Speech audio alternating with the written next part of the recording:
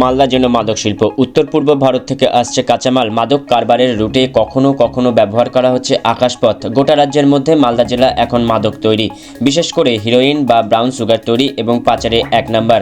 আর এই কারবারে বেশিরভাগটাই যুক্ত হয়ে পড়েছে যুব সমাজ, যা যথেষ্টই চিন্তার কারণ। গত 2 মাসে জেলার বিভিন্ন প্রান্তে হানা দিয়ে জেলা পুলিশ প্রায় 72 কিলোগ্রাম ব্রাউন সুগার উদ্ধার করেছে। গ্রেপ্তার করা হয়েছে প্রায় 120 জনকে। এদের মধ্যে অনেকেই বিহার, ঝাড়খণ্ডের বাসিন্দা। ভীষণ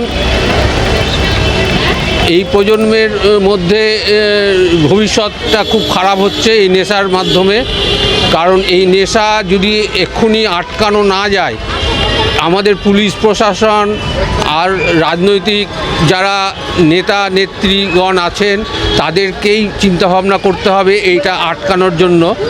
আমি তো একটা সাধারণ নাগরিক হিসাবে এটাই আমি বলবো, কারণ আমার তো এত কিছু করার ক্ষমতা আমার নেই। তা আমি পুলিশ প্রশাসনের আমি বলবো যে এটা যেভাবে হোক এটা রোখা দরকার, এবং আমাদের যে রাজনৈতিক নেতা নেত্রীগণ আছেন তারা এটা নিয়ে চিন্তাভাবনা করবেন। কারণ আপনার আমার প্রত্যেকের ছেলে মেয়ে এই অন্ধকার ভবিষ্যতের দিকে এগিয়ে যাচ্ছে।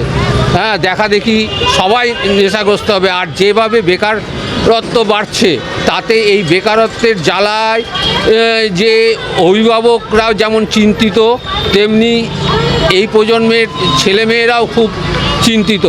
কারণ আমি না কারোই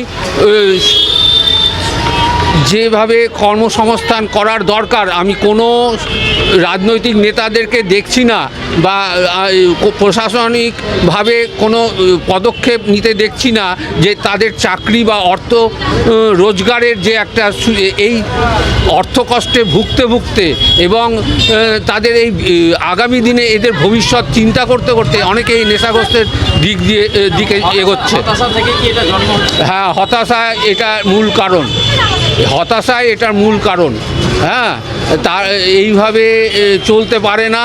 ইমিডিয়েট সবাইকে এগিয়ে এর বিরুদ্ধে পদক্ষেপ নিতে হবে, এবং যারা ধরা পড়ছে তাদেরকে কড়া শাস্তি দেওয়ার জন্য আমি বলছি সরকার যাতে তাদের কড়া শাস্তি দেওয়া হয়। দেখুন, মাদক চক্র বহুতই বাড়ছে মালদা জেলায়। আমরা দেখছি তার প্রমাণ জেলা পুলিশ খুব অ্যাক্টিভ।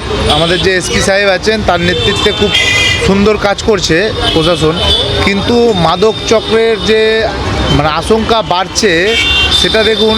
মাদক চক্রটা হচ্ছে কি করে?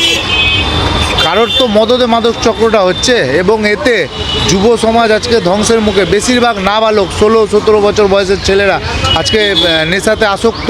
আজকে শুকনো নেশা, যেমন গাঁজা বলুন, বিভিন্ন রকম নেশা বলুন, এগুলোতে আসক্ত।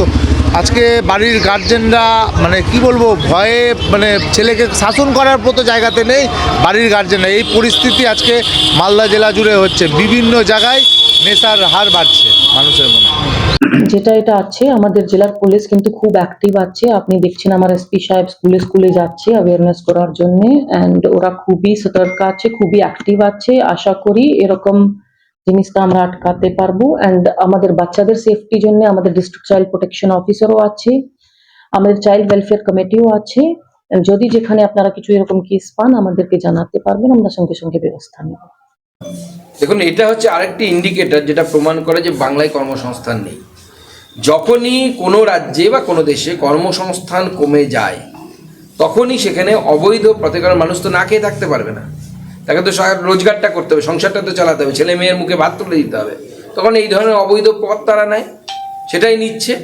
এবং প্লাস এই ধরনের ব্যবসায় কাস্টমারও বাড়ে। যত জব সিকিউরিটি কম থাকে বা জব অপরচুনিটি কম থাকে, চাকরির সুযোগ কম থাকে, তত এর কাস্টমার বাড়ে। মানুষের মধ্যে হতাশা আসে, হতাশা থেকে মানুষের মধ্যে এই ড্রাগ বা নেশা করার প্রবণতা বাড়ে। সেই জন্য দুটো দিক থেকেই এই ধরনের ব্যবসা যারা করে তাদের জন্য উইন উইন সিচুয়েশন, কিন্তু সাধারণ মানুষের জন্য অত্যন্ত দুর্ভাগ্যজনক। আমাদের যুব সমাজের জন্য অত্যন্ত বিপদ বিপদ সামনের দিকে আসছে, এবং এটা প্রমাণ করছে যে পশ্চিমবঙ্গে কর্মসংস্থান নেই। এটা আমাদের যে কন্টিনিউয়াস ড্রাইভ চলছে এগেনস্ট দ্য ড্রাগ, তারই এটা পার্ট আছে। আমরা এখনো পর্যন্ত প্রায় 72 কিলো ব্রাউন সুগার এবং কুব ম্যাটেরিয়াল মিলে সিজার করেছি। আর শতাধিক, আমি আগেই বলেছি, শতাধিক অ্যারেস্ট হয়েছে। মোর দেন 120 আমাদের অ্যারেস্ট হয়েছে এই ব্রাউন সুগার র্যাকেটের সঙ্গে যারা যুক্ত। কতদিনের মধ্যে? প্লাস 2 মান্থে। দেখেন, প্রথমত বলবো যে মালদা জেলাতে মাদকের এটা বাড়ছে না, অলরেডি কমছে। আমাদের সম্মানীয় পুলিশ সুপার আমাদের অভিজিৎ ব্যানার্জিবাবু যেভাবে এটার পেছনে লেগেছে পুরো টিম করে, উনি চাইছে যে একটা পুরো মালদা জেলায় পরিচ্ছন্ন একটা মাদক আসক্ত যারা আছে তাদেরকে যেন ওই জায়গা থেকে বের করা যায়, এবং বিশেষ করে ইয়ং জেনারেশন যেন এটাতে আসক্ত না হয়। সেই জন্য উনি আপনারা দেখেছেন যে র্যাপিডলি কন্টিনিউয়াসলি কালেচক থেকে বিভিন্ন রকম যারা এসবের সঙ্গে যুক্ত ছিল তাদেরকে অ্যারেস্ট করা হয়েছে এবং এটাকে চাপে রাখা হয়েছে। কারণ আটটাই জিনিস চাচ্ছিল উনি যে মালদা জেলা মাদকাসক্ত থেকে দূরে হোক এবং যে কোনো এসব কারবারি যারা আছে তারা যেন ধরা পড়ে এবং তাদেরকে যেন সঠিক শাস্তি দেওয়া হয়। এটা ফালতু বিজেপির একটা অভিযোগ। আমাদের জেলা প্রশাসন আপ্রাণ চেষ্টা করছে, জেলা পুলিশ সুপার আপ্রাণ চেষ্টা করছে, পুরো টিম নিয়ে ওনার, শুধু এখানে নয়, তিনি কদিন আগে দেখলেন যে গোয়াতে কেউ ধরে নিয়ে এসছে।